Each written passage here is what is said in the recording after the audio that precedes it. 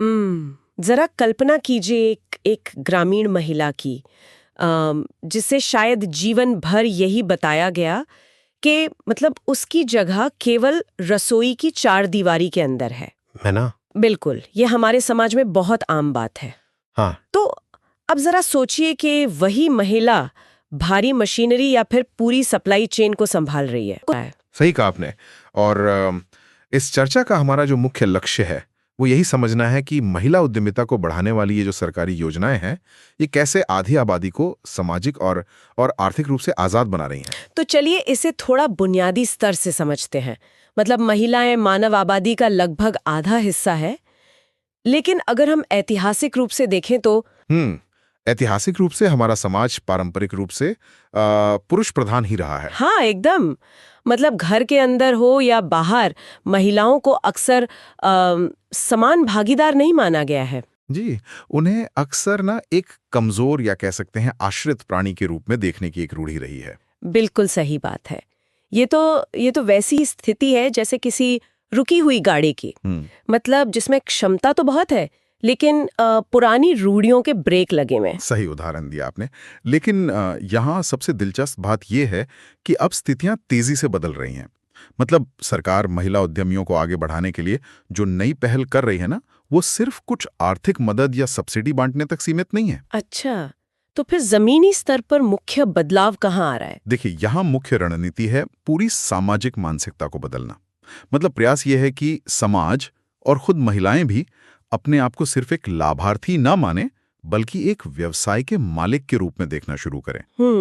मुझे सिद्धांत तो समझ आ रहा है, लेकिन मैं ये सोचने की कोशिश कर रही हूँ कि जिस महिला का कोई व्यावसायिक बैकग्राउंड ही नहीं है, वो असल में शुरुआत कैसे करती है? यही तो सबसे बड़ा सवाल है। हाँ, मतलब अगर किसी ने पहले कभी मशीनरी या बाजार का मोलभाव नहीं संभाला है, तो वो अचानक से उद्यमी कैसे बन सकती है?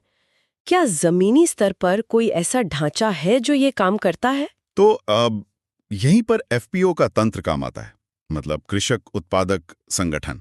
दस्तावेज में एक बहुत ही स्पष्ट उदाहरण दिया गया है, सिद्ध बाबा कृषक उत्पादक संगठन सहकारी समिति लिमिटेड का। जी, मैंने भी पढ़ा था इसके बारे में। हाँ, तो इसे आप ना एक कॉरपोरेट सहकारी समिति की तरह समझे। देखिए, एक अकेली महिला के लिए महंगी मशीनरी खरीदना या बड़े बाजार में मोल भाव करना तो लगभग नामुमकिन है। बिल्कुल, जोखिम बहुत बड़ा होता है अकेले इंसान के लिए। सही बात है। लेकिन जब सैकड़ों महिलाएं एक एफपीओ के तहत अपने संसाधन मिलाती हैं ना, तो उनका जोखिम बढ़ जाता है और उनके सौदेबाजी की ताकत, मतलब बार्गेनिंग पावर, कई गुना बढ़ जाती है। मतलब ये एक तरह का लाउड स्पीकर है जहां कई आवाजें मिलकर एक बड़ी आवाज बन जाती हैं। वैसे मुझे इस सिद्ध बाबा एफपीओ के लोगों ने बहुत आकर्षित किया। अच्छा, उसमें ऐसा क्या खास लगा आपको? उसमें ना गियर और रिंच बने हुए हैं। मतलब आमतौर पर अगर हम कृषि से जुड़ी चीजों के लोगो देखते हैं तो उसमें पत्तियां होती हैं या फिर ट्रैक्टर होते हैं। हाँ, सही पकड़ा आपने। गियर का सीधा मतलब है उद्योग और विनिर्माण से। बिल्कुल।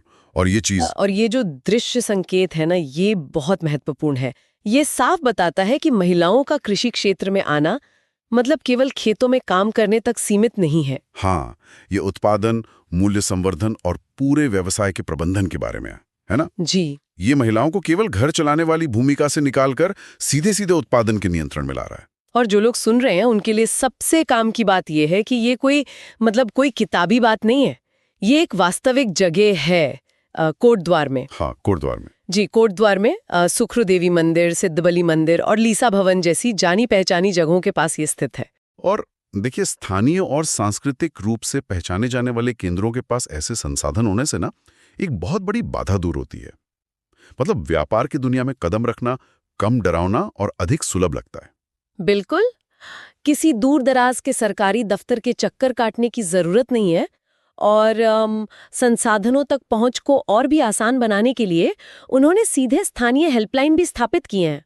जी, और इसके लिए किसी जटिल वेबसाइट में उलझने की बिल्कुल जरूरत नहीं है। एकदम सही।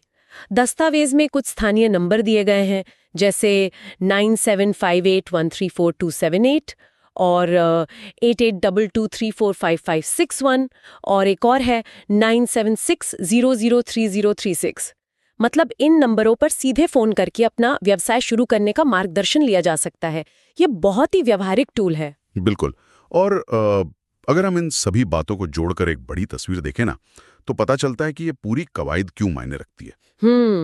तो इसका व्यापक असर क्या है? देखिए, जब हम आधी आबादी को आश्रित से उद्यमी में बदलते हैं, तो एक आर्थिक रूप से स्वतंत्र महिला सीधे अपने परिवार के स्वास्थ्य, बच्चों की शिक्षा और स्थानीय अर्थव्यवस्था में निवेश करती है। सही बात है। मतलब ये सिर्फ एक महिला की व्यक्तिगत सफलता नहीं है, ये तो पूरे समुदाय की जीत है। सच में यही असली निवेश का प्रतिफल है।